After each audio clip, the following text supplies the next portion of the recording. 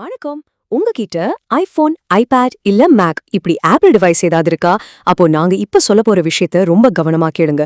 இது உங்க பர்சனல் டேட்டாவோட பாதுகாப்பு சம்பந்தப்பட்டது. ஹேக்கர்ஸ் இப்போது யூஸ் பண்ண ஆரம்பிச்ச ஒரு பெரிய செக்யூரிட்டி குறைபாட்டை ஆப்பிள் அவசரமா சரி பண்ணிருக்காங்க. கேள்வி இதான், உங்க ஐபோன், ஐபேட் இல்ல மேக் இப்போ ஆபத்துல இருக்கா? ஆமா இருக்கு, ஆனா பயப்படாதீங்க. இந்த விளக்கத்துல அது ஏன் அந்த ஆபத்துல இருக்கு அண்ட் ரொம்ப முக்கியமா அது எப்படி சரி செய்யறதுன்னு தெளிவா பார்க்க போறோம். சரி, இப்போ நாம என்னென்ன பார்க்க போறோம்னா, முதல்ல ஆப்பிளோட அந்த அவசர எச்சரிக்கை என்ன, ரெண்டாவதா இந்த வெப்கிட் குறைபாடுகள்னா என்னது, அப்புறம் இதுக்கு பின்னாடி இருக்கிற ஸ்பைவேர் தொடர்பு, அப்புறம் உங்க டிவைஸை எப்படி செக் பண்றது. இது ஏன் ஒரு தொடர் பிரச்சனையா மாறிக்கிட்டு இருக்கு அண்ட் கடைசியா நீங்க உடனே என்ன செய்யணும், வாங்க பார்க்கலாம். ஓகே, முதல்ல ஆப்பிளோட எச்சரிக்கை. நினைச்சுக்காதீங்க இது ஏதோ சாதாரணமா வர சாஃப்ட்வேர் அப்டேட்னு. நிச்சயமா இல்ல. இது என்னன்னா, ஹேக்கர்ஸ் இப்போவே மக்களோட டிவைஸை அட்டாக் பண்றதுக்கு யூஸ் பண்ணிட்டு இருக்கிற ஒரு சீரியஸான அச்சுறுத்தலுக்கு எதிராக ஆப்பிள் வெளியிட்ட ஒரு எமர்ஜென்சி அப்டேட். கொஞ்ச நாள் முன்னாடி டிசம்பர் 13 ஆப்பிள் 2 பெரிய செக்யூரிட்டி பிரச்சனைக்காக இந்த எமர்ஜென்சி அப்டேட்ஸை ரிலீஸ் பண்ணாங்க. திரும்பவும் சொல்றேன், இது ஒரு ரெகுலர் அப்டேட் கிடையாது, ரொம்ப முக்கியமான ஒண்ணு. இங்க நீங்க கவனிக்க வேண்டிய ஒரு முக்கியமான வார்த்தை எக்ஸ்ப்ளாய்டட் இன் தி வைல்ட். அப்படின்னா என்ன தெரியுமா? இது ஏதோ பேப்பர்ல மட்டும் இருக்கிற ஒரு தியோரிட்டிக்கல் ரிஸ்க் கிடையாது.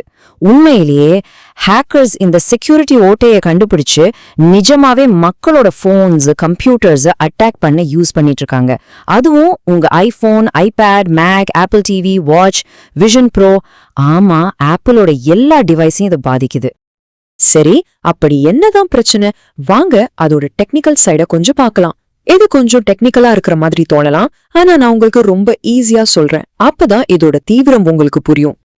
வெப்கிட்னா என்ன? அது உங்க பிரவுசரோட இன்ஜின் மாதிரி. சிம்பிளா சொல்லணும்னா, நீங்க சஃபாரி யூஸ் பண்ணாலும் சரி, இல்ல உங்க ஐபோன்ல கூகுள் குரோம், ஃபயர்ஃபாக்ஸ்னு வேற எந்த பிரவுசர் யூஸ் பண்ணாலும் சரி, வெப் பேஜஸ உங்க ஸ்கிரீன்ல காட்டுறதுக்கு ஹெல்ப் பண்ற கோர் டெக்னாலஜி இந்த வெப்கிட் தான். வெப்கிட்ல ஒரு பிரச்சனை வந்தா அது உங்க டிவைஸ்ல இருக்கிற எல்லா பிரவுசரையும் பாதிக்கும். இங்கதான் பிரச்சனையே ஆரம்பிக்குது. இந்த CVE 2025-43529, CVE 2025-14174 இந்த நம்பர்ஸை பார்த்து குழம்பிடாதீங்க. ரெண்டுமே வெப்கிட்டோட மெமரிய கையாளும் விதத்துல இருக்கிற பிழைகள் தான். இப்படி யோசிச்சு பாருங்க, உங்க டிவைஸ் ஒரு பெரிய ஹோட்டல்ல இருக்கிற ரூம்ஸ் மாதிரி மெமரியை யூஸ் பண்ணுது. யூஸ் ஆஃப்டர் ஃப்ரீன்னு சொல்ற முதல் குறைபாடு, ஒரு கெஸ்ட் ரூமை காலி பண்ணதுக்கு அப்புறமும் அதே ரூம் சாவியை இன்னொருத்தருக்கு கொடுக்கற மாதிரி. அந்த புது ஆள், நம்ம கேஸ்ல ஹேக்கர், உள்ள போய் தேவையில்லாத வேலையெல்லாம் பார்க்க முடியும். ரெண்டாவது குறைபாடு மெமரி கரப்ஷன். அந்த ஹோட்டல் ரெஜிஸ்டர்லயே கிறுக்கி யார எந்த ரூம்ல இருக்காங்கன்ற. சரி, இந்த தாக்குதல்களுக்கு பின்னாடி யார் இருக்கா? இது ஏதோ சாதாரண ஹேக்கர்ஸ் பண்ற வேலை கிடையாது. இதுக்கு பின்னாடி சக்தி வாய்ந்த ஸ்பைவேர் கம்பெனிகளோட கை இருக்கு. ஆப்பிளே அவங்களோட அதிகாரபூர்வ அறிக்கையில என்ன சொல்றாங்கன்னா, இந்த குறைபாடுகள் குறிவைக்கப்பட்ட தனிநபர்களுக்கு எதிரான மிகவும் நுட்பமான தாக்குதல்கள்ல பயன்படுத்தப்பட்டிருக்கலாம்னு சொல்றாங்க.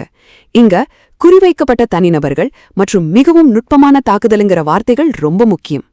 ஆப்பிளோட இந்த அறிக்கை இது கூலிப்பட ஸ்பைவேர் தாக்குதல்களோட ஒரு பகுதின்னு உறுதிப்படுத்துது. அதாவது இது எல்லாருக்கும் பரவுற ஒரு வைரஸ் மாதிரி இல்ல.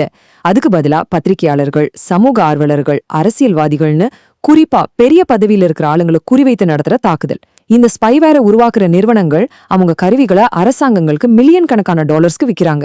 இன்னும் ஒரு அதிர்ச்சியான விஷயம், இதே மாதிரி ஒரு குறைபாட்டை தான் கூகுள் கொஞ்ச நாள் முன்னாடி அவங்க குரோம் பிரவுசர்ல சரி பண்ணாங்க. இது என்ன காட்டுதுன்னா, ஒரே ஆயுதத்தை வச்சு வேற தளங்கள்ல தாக்குதல் நடக்குது. இப்போ உங்களுக்கான ரொம்ப முக்கியமான பகுதி. பேசிய நேரத்தை வீணாக்க வேணாம். உங்க டிவைஸ் இந்த லிஸ்ட்ல இருக்கா, நீங்க என்ன அப்டேட் பண்ணணுங்கிறத தெளிவா பாத்திரலாம். சரி, இப்ப உங்க டிவைஸை செக் பண்ணுங்க. புது ஐபோன், ஐபேட் வச்சிருக்கிறவங்க iOS 26.2 வெர்ஷனுக்கு அப்டேட் பண்ணணும்.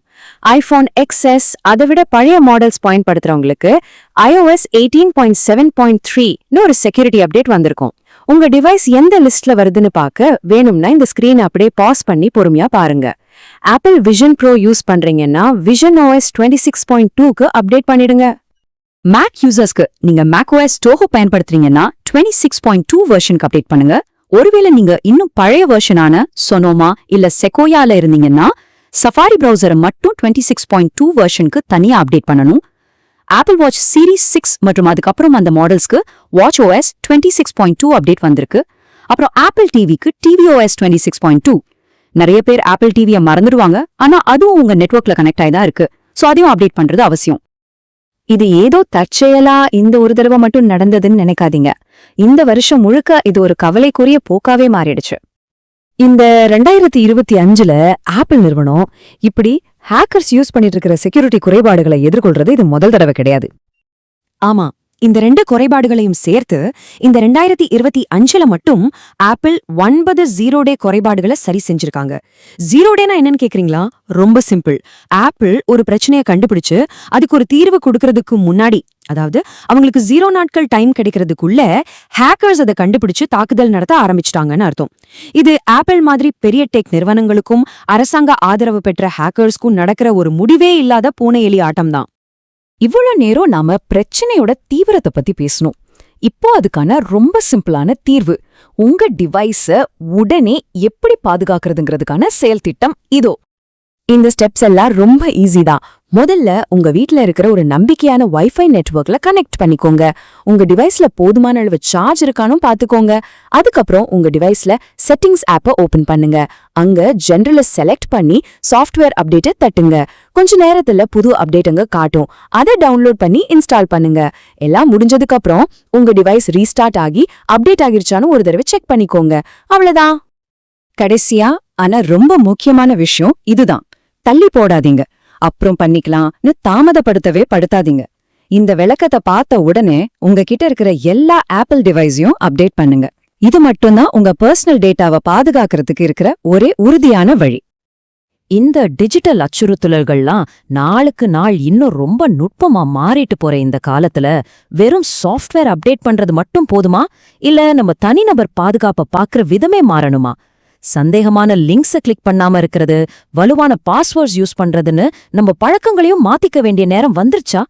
நாம எல்லாரும் யோசிக்க வேண்டிய ஒரு முக்கியமான கேள்வி இது.